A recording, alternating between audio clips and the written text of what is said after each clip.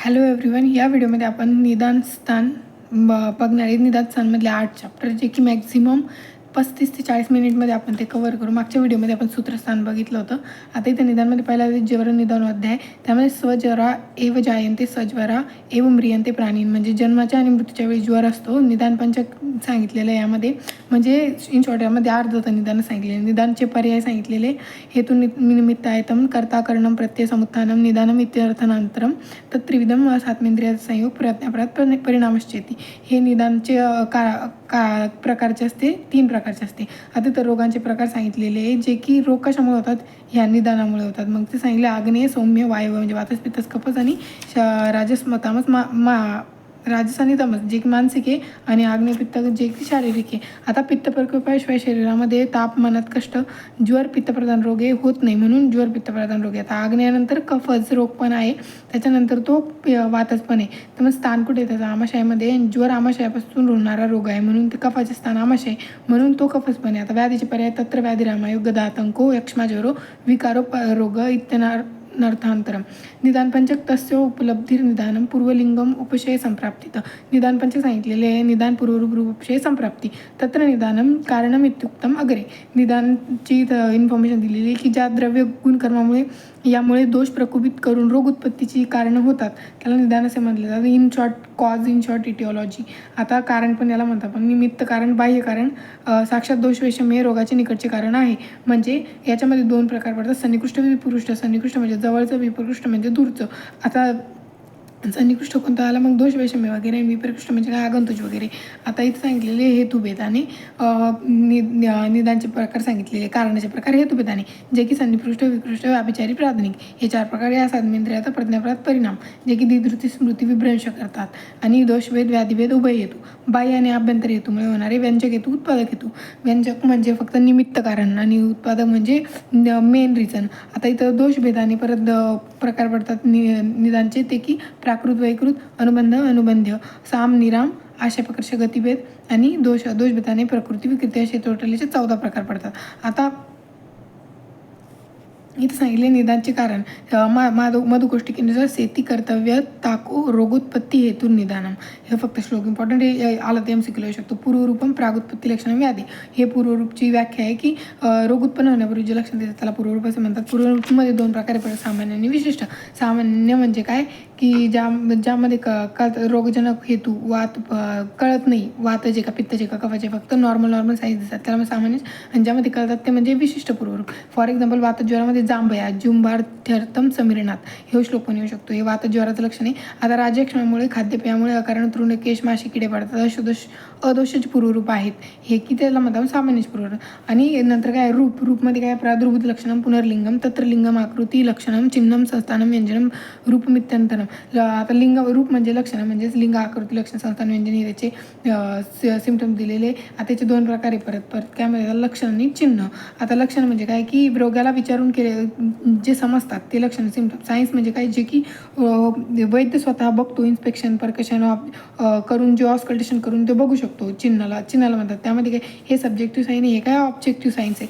आता त्या उपशयामध्ये काय, पुनर्हेतू, व्याधी विपरीतानाम, विपरीतार्थ परिणामचे औषध, आहार, विराणाम, उपयोग, सुखानुबंधश्च. उपशय म्हणजे काय, एखादा आजार झालेला आहे, मग त्याच्यावर आपण एखादी चिकित्सा केली, त्याला जर आपल्याला आराम भेटला, तर मग त्याला सुखदायक परिणाम म्हणजेच उपशय. तर मग याचे 6 प्रकार पडतात. हेतू विपरीत, व्याधी विपरीत, हेतू व्याधी उभय विपरीत, हेतू विपरीत व्याधी विपरीतकारी, आणि हेतू व्याधी उभय विपरीतार्थकारी. आता याच्यामध्ये काय की औषधामध्ये एवढं थेरपेटिक टेस्ट, याच्यामध्ये आपण डायग्नोसिससाठी पण याला यूज करू शकतो, की व्यवच्छेदक निदान करण्यासाठी पण आपण उपशयाचा उपयोग करू शकतो.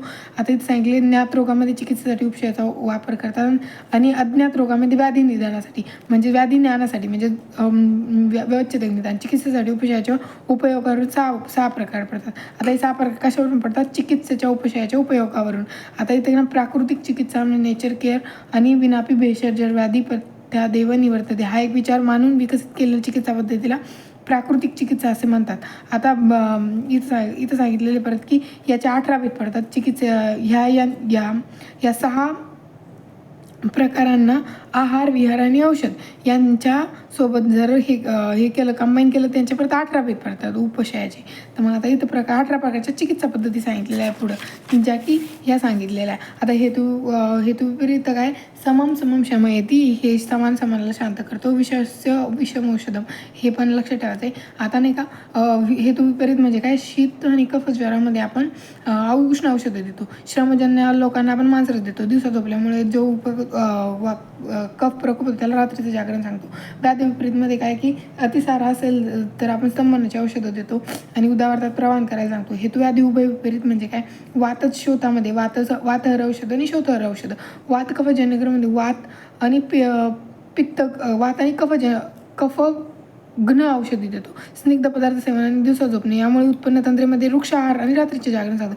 हेतू विपरीतकारीमध्ये काय, जो रोग आहे त्याच्यासारखंच औषध द्यायचं. फॉर एक्झाम्पल, पित्तप्रधान उष्ण उपनाह करायचा, पैत्तिक प्रणात विधान, वातजन्य उन्मादात भीती दाखवायची. म्हणजे जो रोग आहे तसंच द्यायचं. छर्दी उलटा होत असेल त्याला अजून वमनकारक औषध द्यायचं. म्हणजे अजून हेतू व्याधी विपरीतकारी कार्य या तिघांमध्ये सेम आहे. आता उपशयामध्ये काय, व्याधी विपरीत चिकित्सा पद्धती आणि पाश्चात्य वैद्यक ॲलोपॅथी मूळ लक्षणांच्या विपरीत चिकित्सा देणे सूत्र आहे. आता इथं सांगितलेलं आहे की गुडलिंग व्याधीची परीक्षा उपशय अनुपशय यांनी करावी. ह्या श्लोकी मला गुडलिंगम व्याधी अनुपशय व्यायाम परीक्षा, हा श्लोक इथं इम्पॉर्टंट आहे. वाघभटांनी अनुपशयाला उपशय विपरीत आणि व्याधीला सात्म्य म्हटलेलं आहे. ही लाईन एक इम्पॉर्टंट आहे. आता इथं संप्राप्ती जाती रागती रिक्तार्थ नंतरम व्याधी. संप्राप्ती म्हणजे काय की संप्राप्ती जाती आगती आहे त्याचे पर्याय शब्द आहे. संप्राप्ती म्हणजे काय, व्याधीजनक दोषाच्या विविध क्रिया व्यापार आणि परिणाम यामुळे व्याधी निर्मिती कशी होते म्हणजे संप्राप्ती. हे आपल्याला माहिती. त्याचे 5 भेदे, संख्या, प्राधान्य, विधी, विकल्प, बलकाल. आता इथं संख्या संप्राप्ती म्हणजे काय की अष्टज्वरा, पंचगुल्मा, सप्तकुष्ठ आणि वादी, म्हणजे याच्यामध्ये नंबर्स ऑफ डिझीज लिहून टाकायचं. प्राधान्य संप्राप्तीमध्ये काय की तरतम लभ्यते, म्हणजे तर आणि तम स्वतंत्र आणि परतंत्र व्याधी, म्हणजे प्रधान कोण आणि अप्रधान कोण असं सांगितलेलं आहे इथं. नंतर काय, विधी म्हणजे काय, इन शॉर्ट की ज्या ठिकाणी समान धर्माने भेद केले जातात तेव्हा ते विधी म्हणतात. इथं विधीचे प्रकार मी सांगितलेले 4, साध्य, असाध्य, मृदू, दारुण. हे आपण लिहू शकतो फर्स्ट इयरमध्ये झालेले. विकल्प म्हणजे काय, अंशांश बल विकल्प, म्हणजे ज्याच्यामध्ये अंशांश कल्पनेला विकल्प संप्राप्ती म्हणतात. वात, पित्त, कफ यांच्या दोषांच्या कल्पनेला अंशांश कल्पनेला. वृक्षतादी गुणांना अंश असे म्हणतात. आता इथे सांगितले कटुरस मध्यात पित्ताचे सर्व गुण असतात म्हणून ते सर्वांशी पित्तवर्धक असतात. म्हणजे आता एखादा ज्या दोषाचं वर्धन करणारी जी औषधी आहे त्याचे एक्झाम्पल्स आपण या विकल्प संप्राप्तीमध्ये लिहू शकतो. फॉर एक्झाम्पल, मधुर रस आहे ना, तो कफवर्धक असतो वगैरे. शैत्यगुरु, 2 क्षीरी, वृक्षातील फळे किंवा आपल्या शीतगुणाने कफवर्धक असतात असं आपण लिहू शकतो. आता इथं काय की बलकाल संप्राप्ती म्हणजे काय, मूर्तवा अहोरात्र काल विधी विनियतो, विशेष ऋतू अहोरात्र आहार कालावर अवलंबून असते बलकाल संप्राप्ती. त्यामध्ये हे आपण लिहू शकतो की आहार नियत, जसा जेवल्यानंतर लगेच श्लेष्मज्वर. वर्षा ऋतूमध्ये रात्रीच्या शेवटी दुपारी जेवण झाल्यानंतर बलकाल विशेष असतो. मग पित्ताचा नंतर मग शरद ऋतूमध्ये असतो. दुपारी मध्यरात्री आहार पचन होताना असतो. हे आपण लिहू शकतो. वाघभटांनी बल संप्राप्ती काल संप्राप्ती निराळी मानलेली आहे आणि चारकांनी ती एकच मानलेली आहे, बल आणि काल. मग वाघभटानुसार जे संप्राप्तीचे प्रकार आहे ते किती झाले, 6 झाले आणि चारकानुसार किती झाले, 5 झाले. एवढं लक्षात ठेवायचं आहे. दोषांच्या दूषित होण्यापासून रोगजनक साखळीला संप्राप्ती असे म्हणतात. आता दोष दूषित समोरच्याला झाल्याने प्राकृत अवस्थेत निराळी विकृती निर्माणी रोग होतो. आता संचय संप्राप्ती, बलकाल संप्राप्ती काय की संचय, प्रकोप, प्रसर आणि संशय भेद. तिथे सांगितले सुश्रुत आणि क्रियाकाल असे म्हटलेले. आता ह्या सगळ्या याला मग प्रथम क्रियाकाल, द्वितीय क्रियाकाल, जिथं नाही का ॲक्युम्युलेशन ऑफ दोषवर्धक, दोष संचयकारक होतो त्याला संचय असे म्हणतात. आता सुश्रुत आणि प्रथम क्रियाकालाला म्हणले चेववृद्धी सदामनेच्या प्रदेश वृद्धी हेतुषु विपरीत गुणिच्छा आहे. फर्स्ट इयरमधला अष्टांगहृदयाचा श्लोक आहे. आता प्रथम क्रियाकालाचे मुख्य कारण काय की तिथं दोषांचा संचय होतो. दाट दुर्बल झाल्याने आद्य आमशागत रस अपक्वावस्थेत जेव्हा राहतो त्याला आम असे म्हणतात. मग उष्ण धातू माध्यम पाचितम, तिथं काय होतं, त्याचा संचय होतो. प्रकोप, दुसऱ्या वादीमध्ये काय होतं, ॲग्रेवेशन, मग दोष स्वतःच्या स्थानातून बाहेर जातात, मग त्याला चय प्रकोप असे म्हणतात. 2 प्रकार आवडतात. तृतीय काल कोणता आहे, प्रसर म्हणजे स्प्रेड, दोषाच्या मार्गाने ज्ञान व्हावे लागते. मग त्यामध्ये काय ती ऊर्ध्वगती, अर्धगती, त्रियगती, आभ्यंतर रोगमार्ग, मध्यम रोगमार्ग. रोगमार्गाने दोष काय करतो, प्रसर सगळ्या शरीरामध्ये पसरायला लागतो. प्रसराला गती वायूमुळे मिळते. वायूच्या प्रसरणामुळे आटोपेदना, स्थिरता हे निर्माण होते. पित्ताच्या प्रसरणामुळे चोषदाह, गरम वाफेचा उद्गार हे निर्माण होतं आणि कफाच्या प्रसरणामुळे अरुची, अपचन, रंगशैथिल्य निर्माण. चतुर्थ क्रियाकाल कोणता आहे, सतान संशय. त्यामध्ये काय प्रसरणशील होतात रोग, लोकलायझेशन आणि खवैगुण्य असे विशिष्ट स्थानी आणि दोष दुष्य समोरच्यांना संघ निर्माण करतात. एखाद्या विशिष्ट ठिकाणी जाऊन ते बसतात. मग स्थान संशयामध्ये स्रोतदृष्टीचे 4 प्रकार सांगितलेले: अतिप्रवृत्त, संघ, शिराग्रंथी, विमार्गगमन. खवैगुण्य म्हणजे काय? पोकळी म्हणजेच काय? स्रोतस म्हणजे तिथं काय तो करतो, स्थान संशय करून घेतो. आता संघ म्हणजे काय? अवरोध होणे, अडथळा होणे. आता दोष दुष्य समोरच्यांना अवस्थेत विकृती निर्माण झाल्यानंतर संघात्मक प्रकृती दिसून येते. पंचमक्रियाकाल व्यक्ती म्हणजे काय? अपिअरन्स ऑफ डिझीज म्हणजे दोषाचे लक्षणं वगैरे दिसू लागतात, रोग प्रकट व्हायला लागतो. प्रकृती समवेत म्हणजे काय की दोन निरनिळ्या दोष द्रव्यात होणारे गुण एकमेकांत मिसळल्यावर तसेच राहतात. प्रकृती समेत, विकृती समवेत. हे काय? व्यक्तीचे 2 प्रकार सांगितले.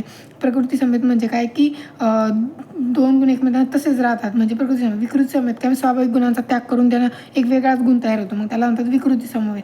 इथं श्लोक पण दिलेले 2, हे श्लोक वाचून घ्यायचे. नंतर षष्ठ क्रियाकाल कोणता आहे? भेद म्हणजे क्रोनिसिटी ऑफ द डिझीज म्हणजे प्रकृतीपासून भेद पार्थक्य निर्माण करतात. रोगाची जीर्णता असा अर्थ ड्युरेशन ऑफ क्रोनिसिटी सुद्धा भेद शब्दाने घेता येऊ शकतो.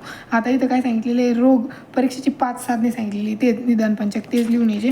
आता रोग परीक्षेची 5 साधने. आता ज्वरामध्ये 8 रोगांच्या निदानात सांगण्याचे इथं सांगितले ज्वराचे 8 कारणे सांगितले. ज्वराचे 8 प्रकार. नीच कोणते? 7 प्रकारे. शेवटचा कोणता? 8वा आगंतुक प्रकारे. कारण भेदाने पण ज्वराचे किती प्रकार पडतात? 8 प्रकार पडतात. आणि नीच आगंतुक भेदाने पण ज्वराचे किती प्रकार पडतात?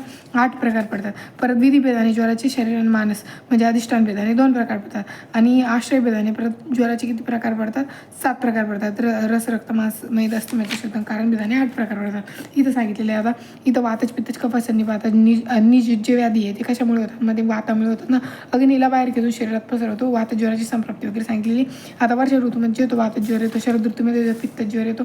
आणि याचे हेतू आणि लक्षण लिहायचे प्रत्येक ठिकाणी आपण लिहू शकतो. मिथ्या कफामध्ये कोणता? अग्नीला बाहेर काढून पीडा उत्पन्न करतो. आता मिथ्या आहारविरामुळे वात पित्त प्रकोप होतो. दोषांना रसाबरोबर आमाशयात दोष संचय होतो. रस आणि दोष विकृत होतात. सर्व शरीरात व्याप्ती होते. कोष्ठाग्नीचे बहिर्गमन होते आणि ज्वर निर्माण होतो. दोष कोणता आहे? त्रिदोष पित्तप्रधान.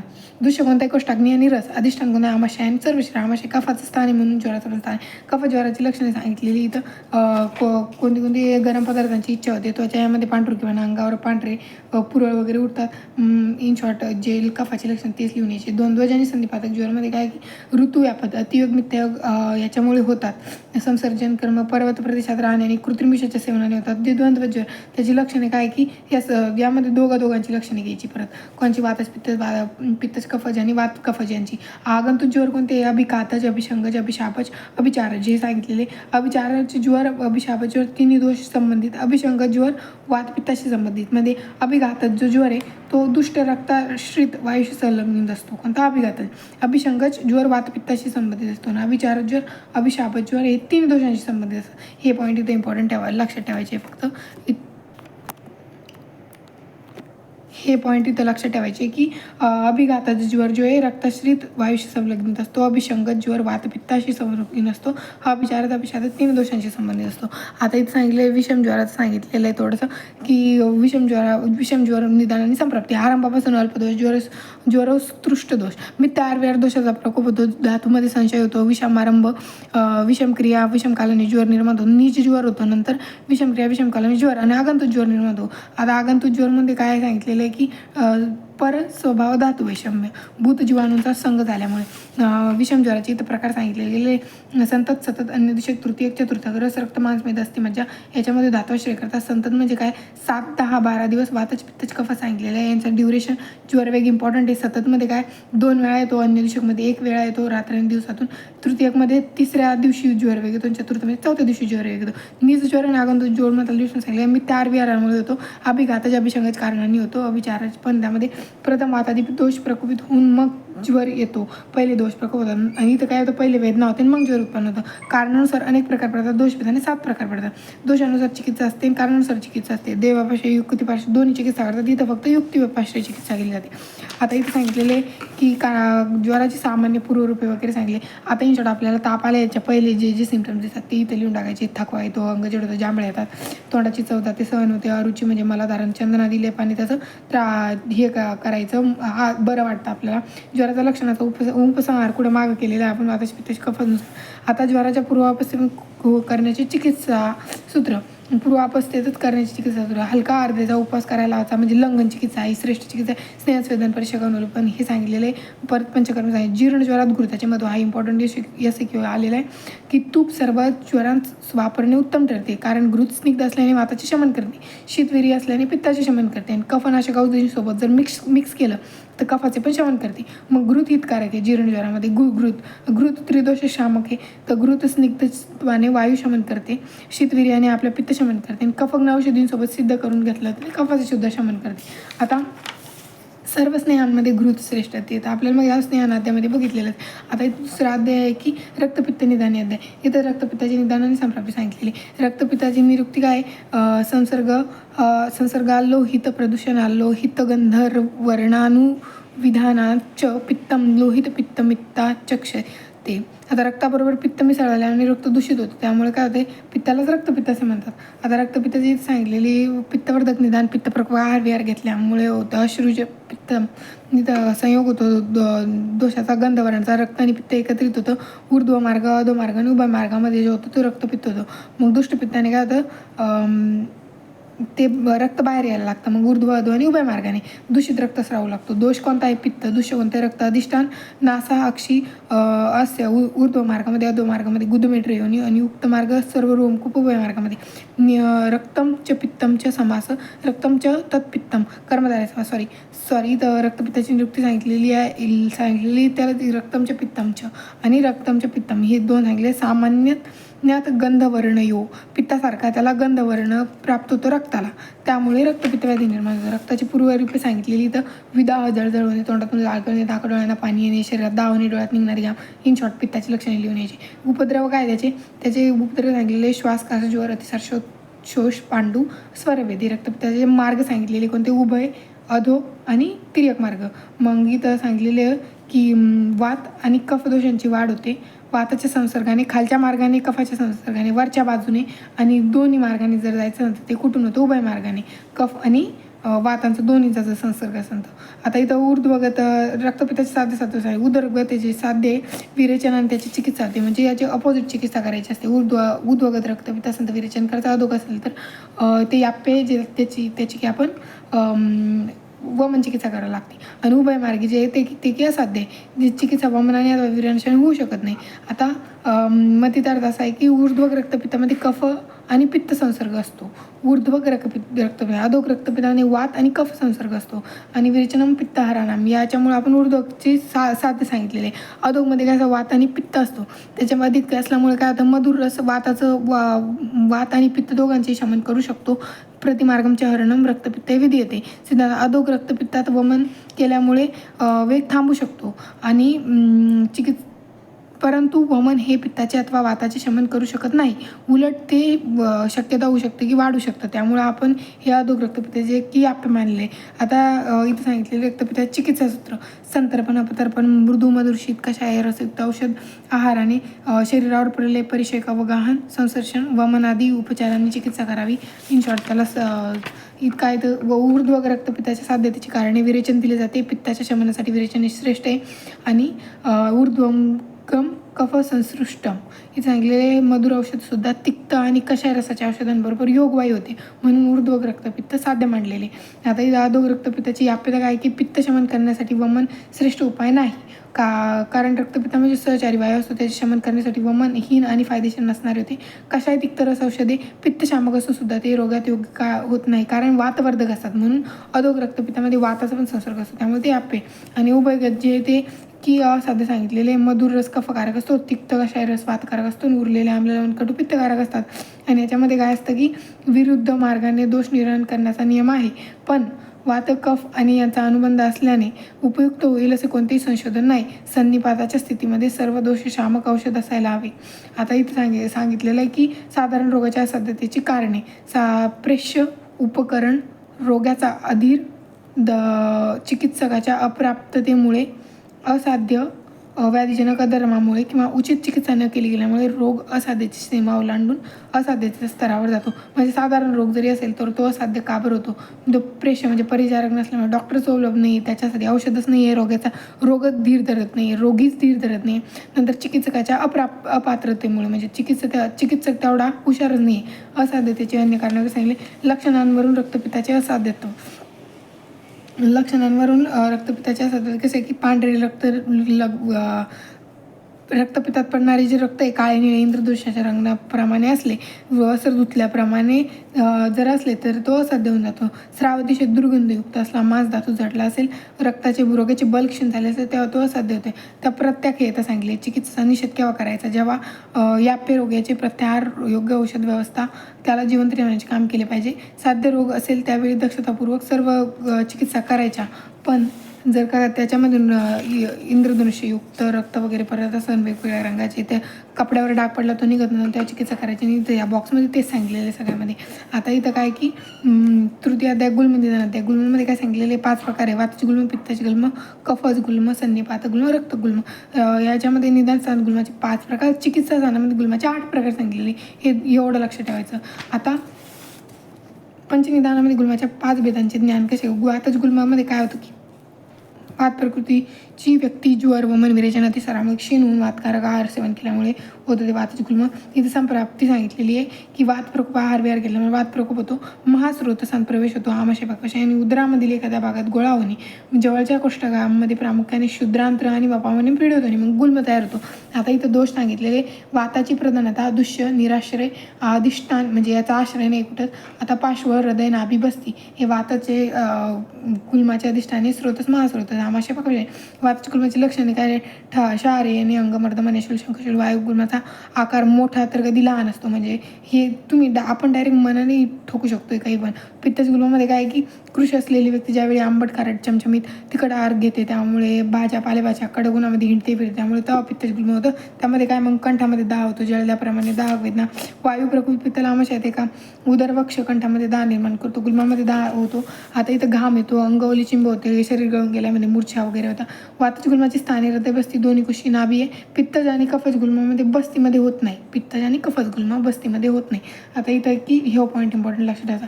कफज गुल्माचं निदान सांगितलेले की मधुर वगैरे आहार घेतला, दूध, अधमुरे, दही वगैरे खाल्लं, अभिशांती आहार घेतला. कफज गुल्माची चिकित्सा संप्राप्ती आणि लक्षणे सांगितली. वायू प्रकोपित कफाला आमाशयात एखाद्या भागातून फिरवून वाताच्या गुल्मामध्ये सांगितलेल्या वेदना उत्पन्न करतो. कुपित कफ, थंडी वाजून ताप येणे, गुल्मस्थान स्थिरता, जडपणा, स्थिरशूल, सुप्ती निर्माण, मूलमूत्र पांढुरके होतात. निश्चय गुल्म, तिरदोष, सन्निपातक गुल्म, त्याला आपण निश्चय गुल्म पण म्हणतो. चिकित्सेसाठी परस्पर विरुद्ध असल्याने असाध्य आहे.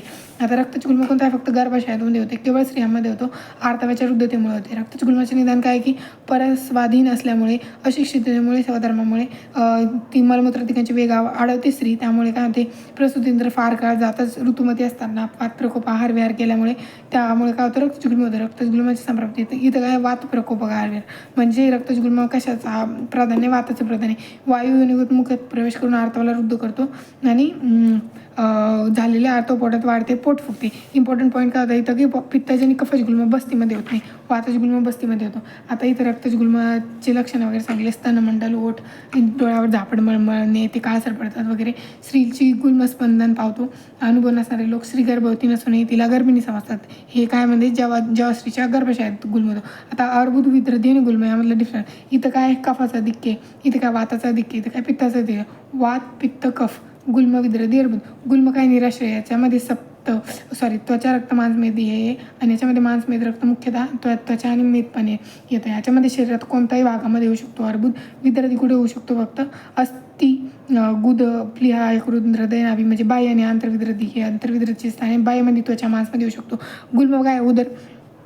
उदराच्या भागी होऊ शकतो. फक्त वातपित्त, कफ, सन्निपात 5 प्रकार याचे. वातपित्त, कफ, सन्निपात, रक्त, शतज हे 6 प्रकारे. अर्बुदचे 6 प्रकारे. मांसज आणि मेदज.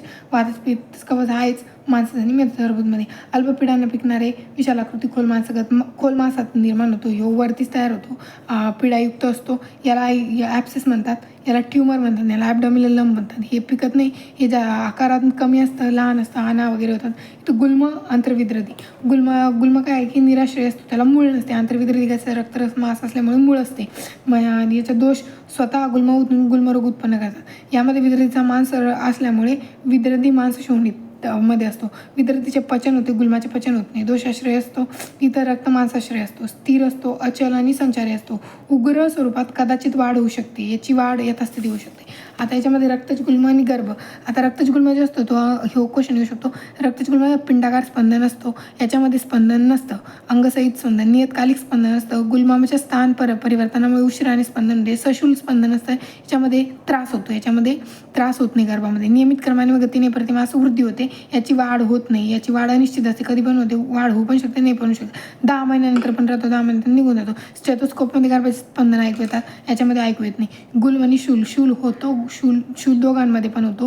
गुल्माबरोबर शूल होतो, गुल्माशिवाय शूल होतो. लंपरहित शूल आणि लंपसहित शूल हे त्याचे डिफरन्स झाले. गुल्माची पूर्वरूपे सांगितलेली की शिळे पाते अन्न खाल्ल्यामुळे, डेकर आढळल्यामुळे, वेगप्रवृत्ती आढळल्यामुळे, आंतरकुजन रोमांची भूक लागत नाही, तृप्तिकर भोजन हे त्याचे लक्षणं पण सांगितलेली. सर्व गुल्मांमध्ये कशाचे प्रधान असते? वायूचे. सर्वेष्वपी खल्वे तेषु गुल्मेषु न कश्चिदा तंते स्वभावंती गुल्म. याच्यामध्ये सांगितलेले सर्वांमध्ये वायूचे अधिक असतात. आता इथं काय गुल्माचे चिकित्सा सूत्र काय सांगितलेले की गुरु उपद्रवांची चिकित्सा ताबडतोब करावी. गंभीर होऊन स्नेहस्पंदन कर्म, वातनाशक कर्म, स्नेहाबरोबर मधुविरेचन वगैरे त्याची बस्ती पण द्यायची. वाताहार उपचार कसे करायचे की अल्पचिकित्सा कर्मसुद्धा शांती करू शकतात. वायू शमन केल्यामुळे पहिले वात शमन करायचं, गुल्माची चिकित्सा आपोआप होईल, कारण त्याच्यामध्ये कशाचा अधिक आहे? वाताचा अधिक आहे. आता इथं श्लोक झालेला खलू तेषु गुल्मेषु न कश्चिदा त्वा द्रुते संभवती गुल्म. आता इथं पुढचा अध्याय एक आपला प्रमेय निदान अध्याय. प्रमेयामध्ये काय सांगितलेलं? फक्त प्रमेयाचं विवेचनाचे कारण सांगितलेले, जे की दुधाची खीर वगैरे मधुर आहार घेतल्यामुळे हे आपल्याला लिहिते. त्याचे दोष सांगितलेले. सामान्यतः त्रिदोष असतो, विशेषतः कफज असतो. सामान्यतः त्याचे दुष्य कोणते? 10 दुष्य आहे. मेद, रक्तमा, शुक्र, पाणी, वसा, लसिका, मज्जा, रस, ओज आणि 10 मांस. विशेषतः दुष्य कोणतं आहे? परत मेदे. विशेषतः दोष कोणता आहे? कफ. आणि अधिष्ठान कोणते? बस्ती. बहुद्रव श्लेष्मया दोष विशेष. प्रमेयामध्ये कफाचे स्वरूप कसे असते? अत्यंत द्रव आणि कफ दोषाचे वैशिष्ट्य आहे. आता दुष्य कोणते? ते 10 दुष्य होते झाले. कफाचे प्राधान्य कशामुळे सांगितलेले की कफाचे अतिशय सारखे असल्यामुळे, कशाचे? प्रमेयाचे. मेदाचे अधिक्य, शिथिलता आणि मेदाचे गुण कफाचे अतिशय सारखे असल्यामुळे प्रकोपित कफ दोष प्रथम मेदाशी संलग्न होतो, मिसळून मेदाला दूषित करतो. मग विकृत कफ दूषित मेदाबरोबर शरीरातील क्लेद आणि मांसात मिसळतो, कारण क्लेद व मांसांची वृद्धी झालेली असते. मग हा विकृत कफ मांसाची दृष्टी करून शराविका, गच्छपिका, पिडका वगैरे उत्पन्न करतो. 10 कफाचे प्रमेय सांगितलेले इथं. श्वेत, शीत, मूर्त, पिच्छिल, स्वच्छ, स्निग्ध, गुरु हे 10 कफाचे प्रमेय. प्रसाद, मंद हे सांगितलेले 10 प्रमेयांची विशिष्ट नावे परत सांगितलेली आहे. काय की उदकमेय, इक्षुमेय, वालिकामेय, सांद्रमेय, सांद्रप्रसादमेय, शुक्रमेय, शीतमेय, सिक्तामेय. सांद्रमेय आणि सांद्रप्रसादमेय पॉलियुरिया म्हणतो आपण. उदकमेयला आपण डायबिटीज इन्सिपिटिस म्हणतो. इक्षुवालिकामेयला आपण ॲलिमेंटरी ग्लायकोसुरिया म्हणतो. सुश्रुत साहित्यामध्ये सांद्रप्रसादमेय, शुक्लमेय, शीतमेयला आलालमेय सांगितले. इथं आलालमेय वेगळा सांगितलेला आहे. आता इथं काय? सुरामेयाला चरकांच्या सांद्रप्रसादमेयामध्ये, लवणमेयाला शीत सादरमेयाने, शीतमेयामध्ये, पृष्ठमेयाला श्वेतगुण आणि शुक्लमेयात आणि दोन्ही आचार्यांच्यामध्ये आकलन केले प्रमेयांची संख्या 12 होते. दोघांचं जर मिळून केलं तर 12 होते. नुसतं सुश्रुताचं चरकाचं मिळून केलं 10 होते. आता कफाच्या प्रमेयाचे प्राधान्य असल्याने साध्य असतं ते. त्यामध्ये दोष दुष्य यांची चिकित्सा केली जाते. समान गुणांची मेदांताश्रय असते. समान गुन्हे मेद आणि कफाचे, त्यामुळे साध्य. आता कफ दोष, मेद दुष्य. आता उदकमेय काय मध्ये? मूत्र प्रवृत्ती होती, गंध विरही पाण्याप्रमाणे होते.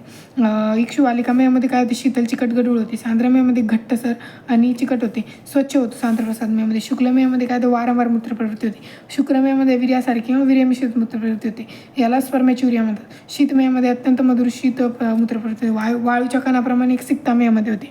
हळूहळू कष्टपूर्वक मूत्रप्रवृत्ती शरीरमेयामध्ये. आता लाळेप्रमाणे अलालमेयामध्ये. यामध्ये पित्ताचे मेयाचे निदान सांगितले. पित्तामध्ये तेच आपण कारण लिहू शकतो. पित्ताच्या प्रमाणाची संप्राप्ती पण 6 प्रकारचे मेयाने अतिशय उत्पन्न होते. क्षारमेय, कालमेय, नीलमेय, लोहितमेय, मंजिष्ठामेय, हरिद्रामेय. हे कसे? याप्य.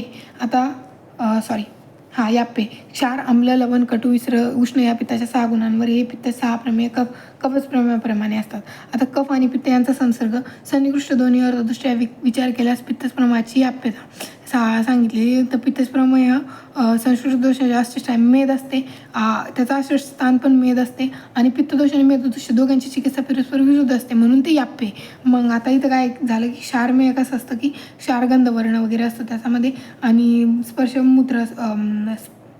पण क्षारासारखा असतो. आता कालमेय काय एक शाईप्रमाणे काळी उष्ण मूत्र प्रवृत्ती होते. नीलकंठ नीलमेयामध्ये पित्त प्रकोपाने चोष म्हणजे दाह वगैरे होतात आणि नीलमेय कसा असतो आम्ल रसात्मक असतो. रक्तमेय कसा असतो आमगंधी असतो, लवण रसात्मक असतो. हे पॉईंट लक्षात आहे. मंजिष्ठामेय कसा असतो विसर्गंधी असतो. हरिद्रामेय कसा असतो हळदीप्रमाणे कटू रसाचा असतो.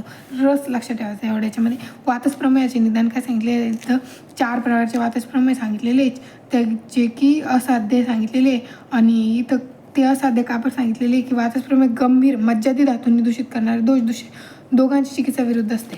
आता इथं काय असाध्यतेचे कारण महात्ययत्वात आणि विरुद्धोपक्रमात.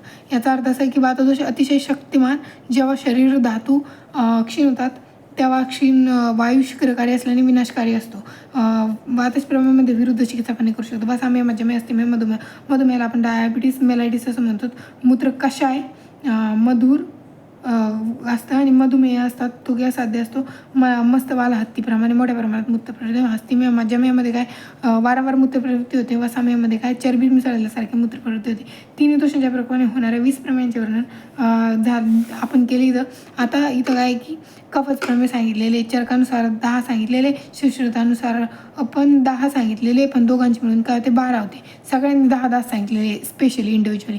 आता पित्ताचे प्रमेयाचे प्रकार किती आहे सगळ्यांच्या नुसार 6 सांगितलेले आणि फक्त इथं काय तर कालमेय नाही सांगितलेले. पित्त सुश्रुताने तिथं काय सांगितले अम्लमेय सांगितलेले कालमेयाच्या ऐवजी. म्हणजे इथं आपल्या याच्यामध्ये काय सांगितलेले की आम्ल रसात्मक कोण असतं नीलमेय असतं इथं हे सांगितलेले चरकांनी आणि त्यांनी एक वेगळंच तयार केलं. आता वातच प्रमेय कोणते 4 मेय सगळ्यांचे सेम नाव म्हणतात. फक्त इथं काय केलं मधुमेहाला क्षुद्रमेय म्हणलेलं कोणी सुश्रुतांनी, बाकी मधुमेयच म्हणलेले बाकी सर्वांनी. आता इथं मज्जामेयाला सर्पिमेय म्हणलेले कोणी सुश्रुतांनी, बाकी सगळ्यांनी सेम म्हणलेले. फक्त 2 नावं लक्षात ठेवायचे, बाकी सगळं तर सेमच आहे. हेतुभेदाने सहज कुलज अपथ्यच असे प्रमेयाचे भेद पडतात. देह प्रकृती भेदाने स्थूल प्रमेय कृश प्रमेय, मूत्र भेदाने कफच पित्त आणि वातच पडतात. 10, 6, 4. आता हे सहज कुलज अपथ्य हेतुभेदाने 3 प्रकार पडतात.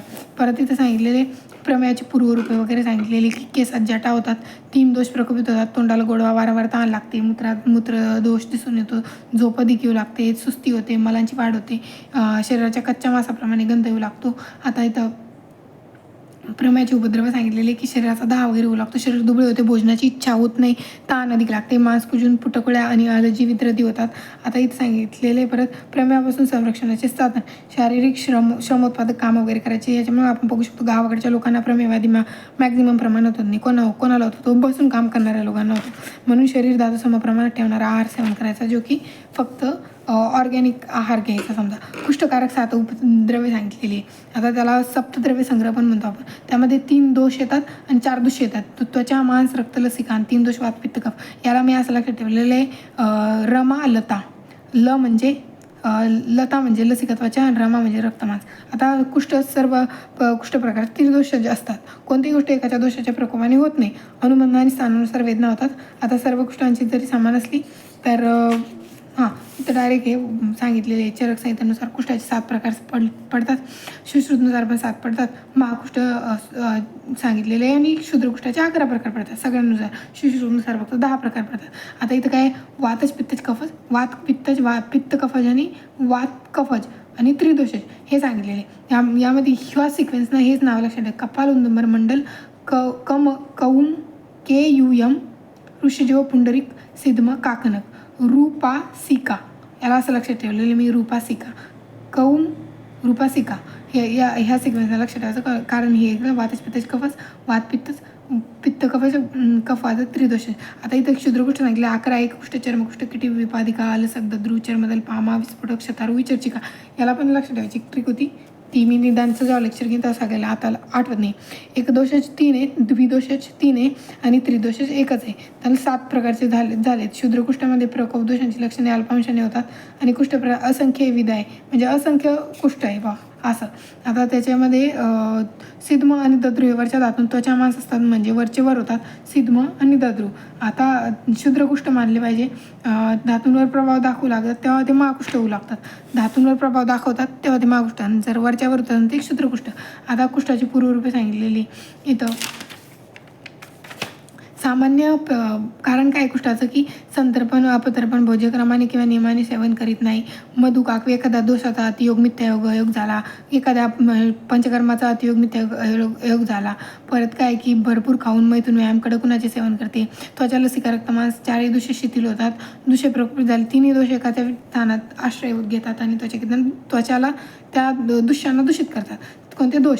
आता कुष्ठादी पूर्वरूपे सांगितलेली जडपणा, सूज, खरखरीत, स्निग्ध थांबते, खाज सुटते, रंग बिघडतो, मुंग्या येतात, केश मुळापाशी शरीर छिद्राचे, शरीर मालाचा लेप आहे असे वाटते, पू होणे, भाजणे, कापणे, छोट्या जखमासुद्धा भयंकर होऊन जातात. कुष्ठाची लक्षणे सांगितलेली कोरडेपणा, लाली, त्वचेमध्ये काठिण्य, खाज वगैरे येणं, कंडू, पू, लसिका, काळसर लाल वर्णाच्या खापराच्या रंगाची कृमी असतात. कपालकुष्ठाची लक्षणे आहेत. ही कपालकुष्ठाची लक्षणे झाली. आता औदुंबर कुष्ठामध्ये काय तांब्याच्या रंगाचे, ताम्रवर्णीय, खरखरीत, केसांनी घेरलेले, आकाराने मोठे पू लसिका वगैरे असतातच. आता इथं काय सांगितलेलं आहे की पिकणे वेगाने पसरते, उष्णता आणि पिकलेल्या उदुंबर कुष्ठाप्रमाणे दिसते, उंबराच्या फळाप्रमाणे दिसते, ते काय उदुंबर. आता मंडल काय आहे की स्निग्धता वगैरे असते, हळूहळू पसरते, गोलाकार असते, हे काय वेगाने पसरते. मंडल काय हळूहळू पसरते, पांढरट वगैरे घट्टस्राव वगैरे तो. ऋषजीव काय की शीघ्र पसरणारी, लंबवर्तुळाकृती, 10 फुटणे, सुई टोचणे, पिकणे, अस्वलाच्या जिभेप्रमाणे आकाराची असते, ऋषजीव म्हणतो आपण तिला. पुंडरीक कुष्ठाची लक्षणे सांगितलेली. लाल कडा, घट्ट रस पूयुक्त असते, शीघ्र पसरणारी असते. याच्यामध्ये सगळ्यात शीघ्र पसरणार आहे, हळूहळू पसरणारी कोणती? फक्त मंडलकुष्ठ. मग आता एवढं लक्षात ठेवायचं. सिद्मकुष्ठ काय आहे की अल्प असणारी, भोपळ्याप्रमाणे फुलाप्रमाणे रंग असतो, फाटलेल्या कडा असतात, कृमी वगैरे असतात. काकणकुष्ठ काय आहे? सुरुवातीला गुंजेच्या रंगाची असते. हा एक पॉईंट लक्षात ठेवायचा इथं. आणि इथं काय आहे की असाध्य असते ही, कारण ही त्रिदोषज असते ना. आता हे झालं. नंतर इथं त्याचे प्रमुख लक्षणे जे मागं बघितले ते सांगितलेले. इथं तर एककुष्ठ म्हणजे काय? स्वेदाचा अभाव मोठ्या जागी होते, माशाच्या खावल्याप्रमाणे त्वचा, सॉरियासिस आपण म्हणू शकतो. एककुष्ठाला. चर्मकुष्ठ म्हणजे काय? झेरोडर्मा, हत्तीच्या कातड्याप्रमाणे असते, हस्तीचर्म पण म्हणतो आपण त्याला. किटिम म्हणजे काय? काळावर्ण वगैरे असतो, लायकेन प्लॅनस म्हणू शकतो आपण त्याला. विपादिका काय? तीव्र वेदना, हातापायांना भेगा पडणे. अलसक काय? कंडू रक्तवर्णाचे फोड येतात. दद्रुमंडल काय? कंडू रक्तवर्णाच्या पुटकुळ येतात, सगळ्यामध्ये रक्तवर्णाच्या चिराळणे वगैरे सांगितलेले. रिंगवॉर्म म्हणतो आपण दंद्रुमंडलला. पामा म्हणजे काय? स्केबीज, अतिकंडू श्वेत, श्यामवर्णाच्या पुटकुळ्या. विस्फोट तिथे सांगितलेलं आहे की पातळ त्वचा, पांढऱ्या अरुण वर्णाच्या पुटकुळ्या. शतारू म्हणजे काय? वेदनायुक्त व्रण, दाह, तांबडा श्यामवर्ण, अधिक स्राव, कंडू, काळसर पुटकुळ्या. विचर्चिका, एक्झेमा म्हणतो आपण त्याला. साध्य तो काय आहे की जी साध्य आहे ती अयोग्य चिकित्सा आणि अपथ्य आहार विहाराने असाध्य होतात. म्हणजे जी साध्य आहे आणि त्याचा जर आपण व्यवस्थित चिकित्सा नाही केली ती पण असाध्य होऊन जाते. कुष्ठातील दोषांची लक्षणं सांगितलेले की वायू जर असेल, वातच जर असेल तर काय असेल? तांबडा वर्ण येतो. पित्तच जर असेल तर मग ओलेपणा, खुजणे वगैरे, दाह हे दिसतात. आणि कफत जर असेल तर तेच कंडू, स्थिरता हे वगैरे दिसतात. आता कुष्ठ आणि विसर्प यामधले हे कुष्ठ काय आहे? दीर्घकालीन आहे, दुष्ट स्थिर आणि दोषांमुळे उत्पन्न होते. विसर्प काय? प्रसन्न स्थिर दोषांमुळे उत्पन्न होते. हे काय? स्थिर दोषांमुळे उत्पन्न होते. आता इथे कुष्ठम चिरक्रिये, विसरणशीले, विसर्पस्तू विसरणशीले म्हणजे प्रसरणशील वगैरे. स्थिर दोष जयंती, हे पॉईंट लक्षात ठेवायचे. एकदोष नसते हे बाकी दोषांचं, पण विसर्प काय येते की ते एकदोष सुद्धा पण असते. आता इथं काय की रक्तप्रदान नाही आहे कुष्ठ. विसर्प काय? रक्तप्रदान आहे. वेदना प्राधान्य असतं कुष्ठामध्ये, वेदना अल्प असतात किंवा नसतात. सप्तद्रव्य संग्रहापासून बनते, हे पण सप्तद्रव्य संग्रह पासूनच बनते, पण याची आवश्यकता नाही, त्याची रक्ताची जास्त आवश्यकता यामध्ये. अचिरकारी हे चिरकारी. इथं झाला आपला आता 6वा अध्याय बघू आपण, शोषनिदान अध्याय. शोषरोग होण्याची 4 कारणे सांगितलेली आणि हेच शोषरोगाचे 4 प्रकार पण सांगितलेले. साहस, क्षय, विषमाशन आणि साहस संधारण, क्षय, विषमाशन हे सांगितलेले त्याचे 4 कारणं. आता साहस म्हणजे काय? आपल्या बलापेक्षा जास्त काम करणे, छातीमध्ये वायू प्रवेश करतो आणि कफाला बरोबर घेऊन तो पित्ताला दूषित करतो, वर खाली आडव्या गतीने संचार करतो. साहसजन्य झाले. लक्षणं काय? त्यामध्ये की प्राण व स्रोतसात जातो, श्वास कास वगैरे निर्माण करतो, अंश शरीर शिरस्थानात जातो, याच्यामध्ये सगळं कशाच्या रिलेटेडली याचं, वायूच्या रिलेटेडली याचं, आणि खोकला येऊ लागतो, अशक्तपणा येतो. आता साहसाचा निषेध करायचा की आपल्या बलापेक्षा जास्त काम वगैरे करायचं नाही. संधारणची किस्सामध्ये काय संधारण व्याख्या काय की आपले दोष वगैरे अडवले मलमूत्र लज्जेने किंवा म्हणा कशाने म्हणा. आता मग काय की संधारणजन्य यक्ष्म्याची संप्राप्ती काय की कुपित वायू पित्त कफ यांच्याबरोबर घेऊन सर्व शरीरात ऊर्ध्वद तीव्रगतीने पसरतो. कुपित वायू कोणाला घेऊन पसरतो? पित्त आणि कफाला घेऊन पसरतो. आणि इकडं पण वायू पित्त आणि कफाला घेऊन पसरत होता. तो सर्व शरीरात पसरतो. आणि इथं सांगितलेले की संधारणजन्य यक्ष्म्याची लक्षणे काय की जे नाही काय म्हणते त्याला प्राप्त वस्तूचे रक्षण करणे म्हणजे क्षेम म्हणतात. आणि प्राप्त करणे एखादी वस्तू तिला योग म्हणतात. आता स्वस्थ झाल्यानंतर हितकारक आहार विहारादी स्वस्थ वृत्ताच्या नियमाचे पालन करायचे. सुरक्षित खाणे क्षेम आहे म्हणजेच रक्षण करणे ना आपल्याला. मग हेच रक्षण करण्याला आपण क्षेम म्हणतो आणि प्राप्त करण्याला योग म्हणतो. आता शरीराचे प्राधान्य सांगितलेले सर्व मन्यत परित्यज्य शरीरा मुन पालयेत तद्भावही भावानाम सर्व भाव परिणामी. हा श्लोक इम्पॉर्टंट आहे. इथं काय सांगितले जगाचे सर्व व्यवहार सोडून आपल्या शरीराचे पालन करायचे, स्वास्थ्य रक्षण करायचे म्हणजे शरीर सर्वश्रेष्ठ असं सांगितलं. धातुजन्य यक्ष्म्याची कारणे क्षय श्वासाची कारणे. आता धातूंचा क्षय वगैरे झाला त्यामुळे पण यक्ष्मा होतो. आता शुक्रक्षयजन्य रोगाची शोषाची संप्राप्ती, शुक्रक्षय वगैरे झाल्यामुळे होणारा शोषे तो सांगितलेला इथं की जेव्हा पुरुष अति कामातुर होऊन अधिक आसक्तीने स्त्रीसंग करतो त्यावेळी वारंवार स्त्रीसंग झाल्याने वीर्याचा नाश होतो. वीर्याचा नाश झाल्यामुळे काय होतं की व्यक्तीमध्ये धमनीमधून रक्तवाहिन्यांमध्ये प्रवेश करतो. म्हणजे शुक्राचा नाश झाल्यामुळे तो रक्त शुक्रमार्गात येऊन जातं, रक्तस्राव होऊ लागतो. शुक्रमार्गातून रक्तस्राव झाल्यामुळे काय वातजन्य लक्षणे असतात. मग शरीर दुर्बळ वगैरे म्हणते ना अधिक प्रकृती होतं. शुक्रक्षयजन्य यक्ष्मा होतो. शुक्रक्षयजन्य शोषाची लक्षणे सांगितलेली की इथं काय की वायू शुक्र रक्तक्षयामुळे रिकाम्या झालेल्या ठिकाणी शरीरात संचार करतो. कफ पित्तांना प्रकोपित करतो. मांस रक्ताचे शोषण करतो. कफ पित्तांना बाहेर काढतो. परत कफाने शिर भरतो. सांध्यांमध्ये वेदना वगैरे निर्माण करतो. उत्क्लेशाने अंगमर्दावरची उरक्षत असल्यामुळे थुंकी वाटे. जीवर श्वासकास स्वरभेद प्रतिशय उत्पन्न करतो. वीर्य आहाराची कारण वीर्य ही आहाराची सर्वश्रेष्ठ फलनिष्पत्ती आहे. शुक्र काय आहाराचे सर्वश्रेष्ठ सार शुक्र हित. हा श्लोक निबड आहारस्य प्रमदाम शुक्रम तत्रक्ष मानम क्षयोरास्य बहुनम रोगांमारम निच्छयती. आता इथे शुक्रक्षयापासून रोगशोषोत्पत्ती उत्पन्न सांगितलेले प्रतिलोम क्षय म्हणतात. कशाला? शुक्रक्षयजन्य क्षयाला. शुक्रक्षयाने मज्जा आणि अस्ती त्या धातूंचा पण क्षय होतो. मग बॅक साईडने क्षय होत चालतो. मग मज्जा आणि अस्ती धातूचा क्षय झाल्यानंतर मेद धातूचा, मग मांस धातूचा, मग रक्त, मग रस असा क्षय होत जातो. त्याला शुक्रक्षय म्हणतात. आणि दुसरा अनुलोम क्षय म्हणतात. त्याच्यामध्ये की कफ प्रधान दोष आणि रसवाहिन्यांचे स्रोतच बंद झाल्यामुळे रक्तादिवा स्रोतांचा अवरोध झाल्याने उत्तर धातूंचा क्रमाने क्षय होतो म्हणून याला अनुलोम क्षय म्हणतात. आता इथे झाले विषमाशन शोषाची कारणे सांगितलेली. विषमाशन म्हणजे आहार वहार व्यवस्थित नाही घेतला, करण राशी देश काल प्रकृती संयोग उपक्षय यांचा विचार न करता आहार घेतला त्याच्यामुळे होतो विषमाशन क्षय. त्याच्यामुळे शोषाची लक्षणे सांगितलेली इथं की अंगमर्द, कंठविकृती, पार्श्वशूल, खांद्यामध्ये दाबल्याप्रमाणे वेदना, स्वरभेद प्रतिशय निर्माण होतो. सतत खोकला राहणे, उरक्षित झाल्याने रोगाच्या थुंकीतून रक्त बाहेर पडू लागते. रक्त सारखे निघून गेल्यामुळे रोगाची दुर्बलता वगैरे वाढते. विषमाशन हे त्याज्य आहे. विषमाशन नाही करायला पाहिजे. हिताशी सानमिताशी सात कालभोची जितेंद्रिय हे सांगितले. राज्यक्षमाची उत्पत्ती नामकरण. उत्पत्ती कुठून झाली? आता राज्यक्षमाची की उपद्रवांनी उत्पत्ती झाली, त्याची शरीर शोषण झाल्यामुळे नक्षत्र राज चंद्राला हा रोग सर्वात प्रथम झाला होता म्हणून याला राज्यक्षमाचं म्हणतात. कोणाला झाला होता सर्वप्रथम? MCQ येऊ शकतो.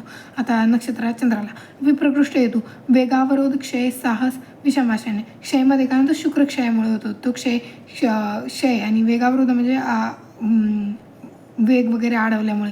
मग शोथ आणि उपसर्ग होतो, सूत वगैरे ती. मग सन्निकृष्ट हेतू आणि मग राजक्षमा होतो. हे झाले राजक्षमाचे निदान कारण झाले. आता त्याचं संप्राप्ती काय की विप्रकृष्ट निदान, वेगावरोध, विषमशन, साहस हे झाले हेतू. मग याच्यामुळे कफप्रधान दोष, स्वतावरोध वगैरे होतो. पोषण अभाव, अनुलोम क्रमाने धातुक्षय होतो त्याच्यामुळे उत्तरोत्तर धातुक्षय होतो. आणि याच्यामध्ये शुक्रक्षयामध्ये काय होतो की प्रतिलोम क्रमाने साहस आणि शुक्रक्षयामध्ये वात प्रकोप होऊन काय होतो? प्रतिलोम क्रमाने धातुक्षय होतो. मग पूर्वप्रवृत्ती धातुक्षय होतो. मग त्यामुळे सगळ्या धातूंचा क्षयच होणार आहे शेवटी. मग शोष निर्माण होतो, उपसर्ग निर्माण, राजक्षमा निर्माण होतो हे सांगितलं आहे. ह्यात वैगावरोध आणि विषमाशनमध्ये काय कशाचं अनुलोम क्रमाने होतो म्हणजे अनुलोम क्षय म्हटलेलं आहे. आणि क्षय आणि साहसमध्ये प्रतिलोम क्षय म्हणलेले. आता राजयक्ष्माची पूर्वरूपे सांगितलेली की प्रतिशय वारंवार शिंका येणे, तोंडाला पाणी सुटले, तोंड गोड पडणे, गलिच्छ गोष्टी दिसणे, खाताना मळमळणे मधून त्रिरूप राजयक्ष्मा सांगितलेलं अंश पार्श्वाभिताप, करपाद संपात आणि सर्वांगजोग. म्हणजे इथं सांगितलेले अंश पार्श्व यांच्यामध्ये खांदे वगैरे दुखणे, तिथं संताप वगैरे होतो, आणि करपाद संपात पाय वगैरे दुखणे, हात वगैरे दुखणे, आणि सर्वांगजोग सगळ्याचे बॉडीमध्ये ज्वर उत्पन्न होतो. त्रिरूप राजयक्ष्मा. षडरूप राजयक्ष्मा कोणता आहे? कास, ज्वर, पार्श्वशूल, स्वरभेद, अतिस्वार, अरुची. आणि एकादशी रूप कोणता आहे की कास, असमताप, स्वरभेद, वैश्वर्य, ज्वर, पार्श्वशूल, शिरशूल, रक्तवमन, श्लेष्मशोमन, श्वास, वर्चोगत, अरुची. वर्चोगत म्हणजे अतिसार. हे इथं काय सांगितले? चरकानुसारच बघायचे फक्त. आणि बाकी काय राजयक्ष्मीची 11 लक्षणे सांगितलेली आहे. तर ही लक्षणे इम्पॉर्टंट आहे. डोके गच्च होणे म्हणजेच खोकला, दम लागणे, आवाज गोगरावणे, कफ उलटीतून येणे, थुंकीतून येणे, बरगाड्या दुखणे, खांद्यावर वजन ठेवल्याप्रमाणे दुखणे, ज्वर येणे, अन्नाची चव न वाटणे, हे सांगितलेले राजयक्ष्मीचे 11 लक्षणे. त्रिरूप राजयक्ष्मीमध्ये पाद संताप, अंश पार्श्वाभिताप, सर्वांगज्वर. आता इथं सांगितलेले की महत्त्वपूर्ण लक्षणे. प्रारंभिक अवस्थेत रोगाला अति घाम वगैरे येतो, खाऊन पिऊन सुद्धा सतत वजन घटते, दुपारच्या वेळी ताप येतो, कामवासना वाढते, हे सांगितलेले. सप्तमोपाध्यायामध्ये काय सांगितलेलं आहे की उन्मादानी निदान, आणि पुढच्या याच्यामध्ये अपस्माराचा व्याधी.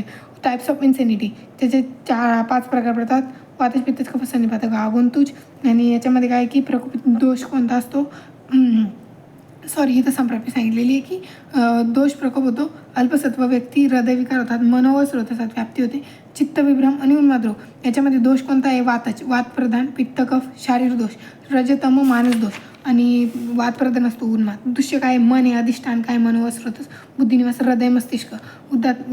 प्रत्यात्म लक्षणे सांगितलेली आहे. मनोविभ्रम, बुद्धिविभ्रम, ज्ञानविभ्रम, स्मृतिविभ्रम, भक्तिविभ्रम, शीलविभ्रम, चेष्टाविभ्रम, आचारविभ्रम, यांना उन्माद समजायचं. आता उन्मादाची पूर्वरूपे सांगितलेली सतत ज्वर वगैरे असणे, अपचन, स्वप्नात गरगर फिरवणाऱ्या, चालणाऱ्या, फिरणाऱ्या, हलणाऱ्या, डोलणाऱ्या वस्तू दिसणे, असं वाताची लक्षणे लिहून यायची सगळी. वाताची उन्मादाची लक्षणे सतत रोगी हिंडत राहतो, उगीचात घालत हसत राहतो, होठ, खांदे, भुवया, हनुवटी, विचित्र हालचाली करतो, कारणाशिवाय डोळे मोठ्या मोठ्याने असतो, नाचतो, गातो, ताल, याड्याची लक्षणे लिहून यायची. डायरेक्ट वातशामक, आहारविहाराच्या विपरीत पदार्थ सेवन करतो. पित्तज उन्मादाची लक्षणे काय? रागाने थैमान घालतो, क्रोधावित होतो, लाल, हिरवे, काळे, पिवळे रंग त्याला दिसतात, तापमान वारंवार वाढते त्याच्या शरीराचे, आणि डोळे कायम वरडलेले असतात, ही याड्याची लक्षणे लिहून ये. कफज उन्मादाची काय? एकांतात बसून राहतो, शांत गप्प राहतो, स्वच्छता आवडत नाही, एखादा डिप्रेस्ड पर्सन इथं लिहून यायचे. डोळे पांढुरके वगैरे झाले असतात, तोंडावर सूज असते, नेहमी झोपून राहतो, एखादा ब्रेकअप झाल्यानंतर व्यक्तीचे काय आलं होतं तेलीचे कफत उन्मादामध्ये. सन्निपात उन्मादाला असाध्य म्हटलेले सगळ्यांचं हे असतं, त्यामध्ये एकत्रीकरण असतं लक्षणांचं. दोष उन्मादांची चिकित्सा सूत्र काय? स्नेहन, स्वेदन, विरेचन, आस्थापन, अनुवासन, उपशमन, नस्य, इन शॉर्ट शोधन शमन चिकित्सा करायची. चंदनाचा पातळ लेख वगैरे करायचा, नस्य प्रदमन वगैरे, मारणे, घाबरवणे, हे पण सांगितलेलं यामध्ये. आता बोलण्यात गुंतवून ठेवायचं, त्यांना सिराव्यात करायचा. आणि याच्यामध्ये आगंतुज उन्मादाची लक्षणे प्रज्ञापराध, हे आगंतुज उन्मादाची लक्षणे. त्यामध्ये ब्राह्मण वगैरे यांच्याबद्दल वाईट वगैरे बोलणे, त्यांना काही चिडवणे वगैरे, परत देवता रागवतात, मग श्राप वगैरे देतात, त्यामुळे आगंतुज उन्माद. यामध्ये सुरुवात कशी होते? पितर आपल्या दर्शनाने राक्षस, कच्चे मांस इत्यादी देऊन पिशाच्य रोगावर स्वार होऊन उन्माद उत्पन्न होतो. लक्षणे काय? स्मरणशक्ती, धारणशक्ती, ग्रहणशक्ती, भाषण क्षमता, पराक्रम, वीर्य, बल, पौरुष सगळ्यांचा नाश होतो, अधिक पटीने वाढतात, व्यावहारिक ज्ञानापेक्षा अधिक पटीने वाढतात. काय? भाषण क्षमता वगैरे. आता देवादिकांचे कोप आणि काल, हे नाही इम्पॉर्टंट. देवादींचे कोप अथवा आवेश होण्याची कारणे. देव काबर प्रकोपित होऊन काबर आपल्याला शाप वगैरे देतात, आणि काबर आपल्याला आगंतुज उन्माद निर्माण होतो. ते हिंसा करणे, रती, प्रेम, कामेची पूर्ती, अभ्यर्चन, पूजा करून घेणे, हे जे कारण आहे आवेश होण्याची कारणे, याच्यामुळे कोप होतो, आणि मग आगंतुज उन्माद निर्माण होतो. आता उन्मादाचे परस्पर संबंध काय? निज आणि आगंतुज. निज आणि आगंतुज भेदाने किंवा सातत्य भेदाने 2 प्रकार पडतात. सांगितलेल्या कारणांनी संसर्गाने दोन्ही परस्परांशी संबंधित होतात. आता इथं झाला अपस्मार व्याधी काय आहे की 4 प्रकारचे वातज, पित्तज, कफ, सन्निपातक. मागच्या याच्यात फक्त एक आगंतुज एक्स्ट्रा होता. अपस्मारमध्ये काय की हेतू सामान्य काम, शोकादी भाव, वातादी दोष प्रकोप, रज तम प्रकोप, हृदय मस्तिष्क संज्ञावायू स्रोत स्मृतीनाश होतो, तमप्रवेश बिभत्स चेष्टायुग आवेग आणि अपस्मार होतो. आता यामध्ये काय की स्मृतीदूष्य होतं, मागच्या मध्ये मत होतं आणि अधिष्ठान काय हृदय आणि संज्ञावायू स्रोत, मागच्या याच्यामध्ये मनोवा स्रोतच होतं. आणि इथं काय वातादी तिन्ही दोष प्रकोप होतात. मागच्या मेनली वात प्रकोप होत होता.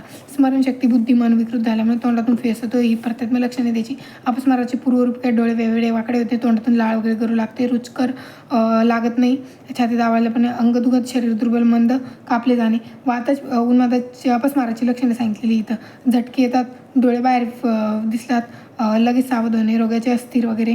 नंतर पित्तजमध्ये काय खरवडणे, जमिनीवर हात आपडणे, नखनेत्र म्हणजे रागीट व्यक्ती, लहान बाळ रागावर काय करते, रक्ताने भिजलेले दिसते, रोग्याला डोळ्यासमोर असं दिसतं सगळं की घशातून अस्पष्ट आवाज येतो, हे आपण लक्षात ठेवू शकतो. असो आगंतुक अपस्मार सांगितलेलं नाही आहे, पण मग 4 अपस्माराचे विवरण झाल्यानंतर इथं सांगितलं आहे की चिकित्सा स्थानामध्ये सांगितलेलं आहे आगंतुक अपस्मार. परत दोषांच्या अपस्माराचे चिकित्सा सूत्र 3 तीक्ष्ण संशोधन प्रयोग करावे, उपशमन चिकित्सा करावी. नंतर काय की माणसाला वात पित्त कफ यामुळे 3 दोष मिसळून अपस्मार होतो. सन्निपातक अपस्मार म्हणतात. प्रत्याख्य चिकित्सा असाध्य येतो असन्निपातक. आता मॅक्झिमम ठिकाणी असन्निपातक जेवढे पण ते असाध्यचे. रोग सर्व निदान चिकित्सा सामान्य लक्षणे सांगितलेली की निदानार्थ कार रोग.